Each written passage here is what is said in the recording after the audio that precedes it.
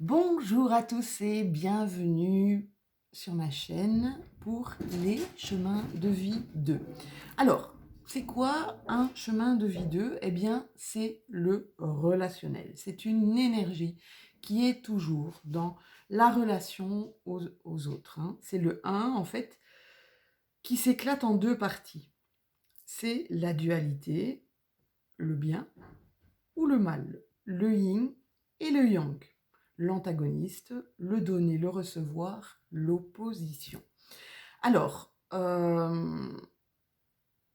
il aime la relation aux parents, il aime la relation avec les enfants, les amis, les collègues, il est bien dans son couple, il a vraiment... C'est quelqu'un qui peut être très diplomate, même très médiateur, qui peut percevoir les énergies des autres. Il a besoin vraiment d'harmoniser ses relations. C'est une énergie, en fait, un peu plus féminine. Donc, il y a cette grosse sensibilité, parfois même un esprit d'indécision, et une forte empathie vis-à-vis des autres. Alors, ils sont loyaux, ils sont aidants, et pour vous, mes chemins de vie 2, vous êtes la bonne copine, celle à qui on peut tout raconter, la personne de confiance. Vous avez aussi un grand esprit de famille, vous aimez être entouré et vivre en communauté, surtout en début de vie. Alors je l'ai expliqué, les débuts de vie, c'est donc de la naissance jusque plus ou moins la trentaine. Comme vous êtes une énergie relationnelle, ben vous cherchez toujours à créer des liens. Je l'ai dit tout à l'heure, c'est une énergie féminine forte et donc c'est plutôt un aspect lunaire. Vous avez besoin de calme, vous avez besoin de paix et vous êtes en recherche constante de sérénité et d'harmonie. Alors, vous aurez, comme il y a cette dualité là à l'intérieur de vous, vous aurez besoin de trouver régulièrement ce juste milieu, votre point d'équilibre. Hein, je vous ai dit, votre symbole, hein, c'est le yin et le yang.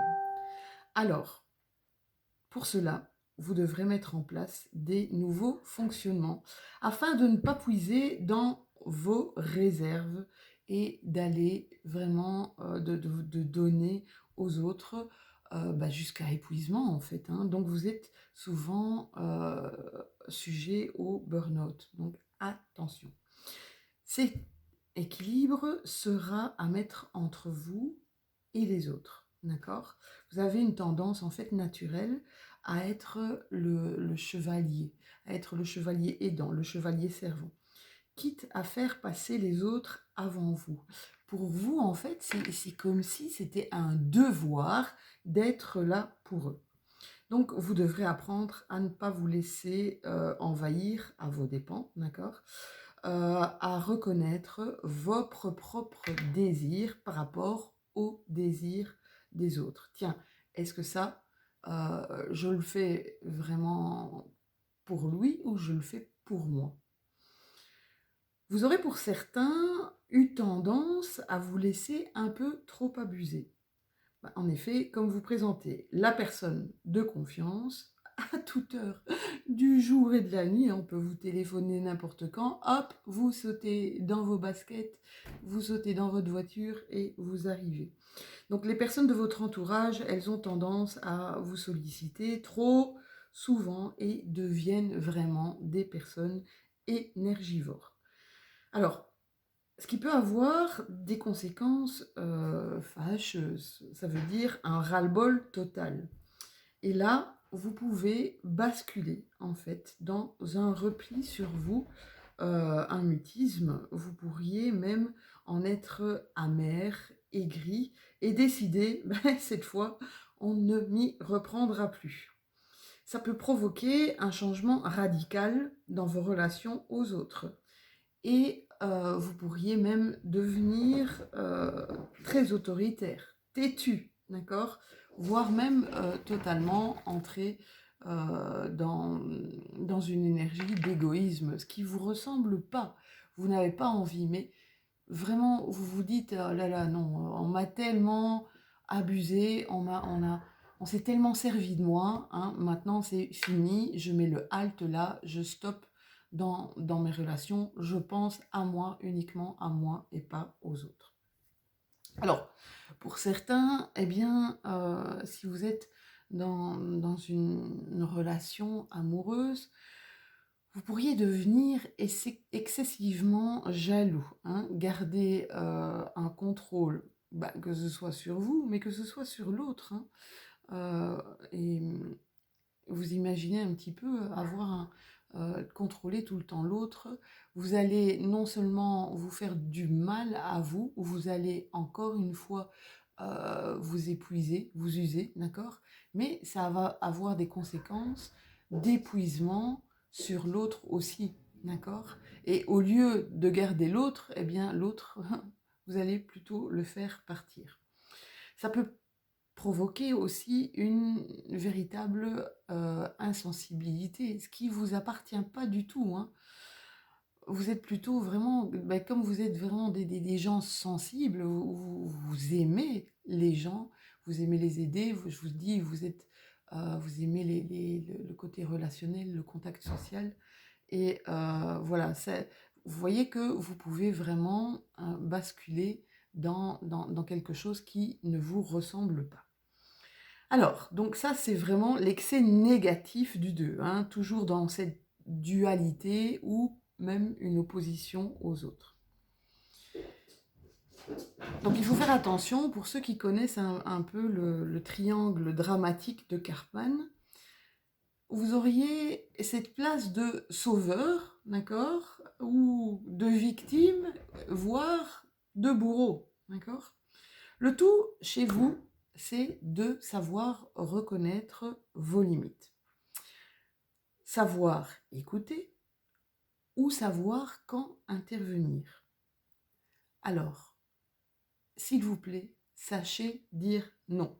Évidemment, c'est difficile de dire non, hein. Quand on a toujours dit oui, tout à coup, si vous dites non, vous êtes une personne qu'on ne regarde plus, ou on se dit mais tiens, quelle mouche l'a piqué celle-là.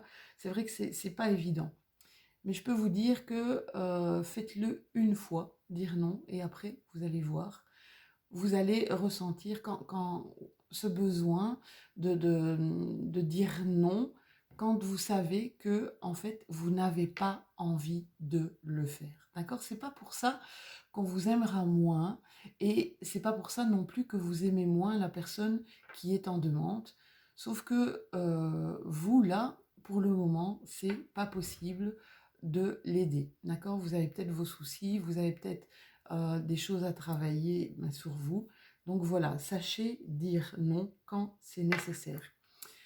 Le 2, il a besoin d'être aimé, hein, il a peur du rejet. Et je pense que c'est pour ça qu'il dit oui à tout et qu'il est tout le temps là pour les autres. Alors, essayez aussi peut-être parfois de faire preuve de tolérance, d'accepter la différence et d'être dans le non-jugement. Travaillez votre assertivité. Alors, c'est quoi l'assertivité? Eh bien, c'est oser exprimer ses opinions. Alors, oser exprimer ses opinions, c'est clairement de l'affirmation de soi. Mais oser exprimer ses opinions sans empiéter ni dénigrer les opinions de la personne en face de vous. D'accord? Donc, sachez, mes petits chemins de vie 2, prendre le recul nécessaire, d'accord, et comprendre que l'aide aux autres, eh bien, elle est monnayable. Alors, je ne vous parle pas de monnaie sonnante et trébuchante, je vous parle, écoute, voilà, je suis là pour toi, hein, t'es en difficulté, je suis là pour toi. Eh bien, j'espère que quand moi je serai en difficulté, tu seras là pour moi aussi. Vous voyez, du troc, hein. C'est si vous êtes là pour certaines personnes, eh bien, on va dire en retour, vous espérez que ces personnes, elles seront là pour vous épauler, d'accord, pour vous aider aussi. Alors, donc, pour vous, mes petits chemins de vie. Il est important de trouver le juste dosage au niveau de vos relations pour trouver cet équilibre, cette paix et cette harmonie, somme toute, ce que vous recherchez par-dessus tout. Voilà, j'espère que ça vous aura en tout cas guidé. J'espère que vous serez reconnu pour la plupart d'entre vous. N'hésitez pas à commenter ma vidéo et je vous souhaite une excellente journée. À bientôt!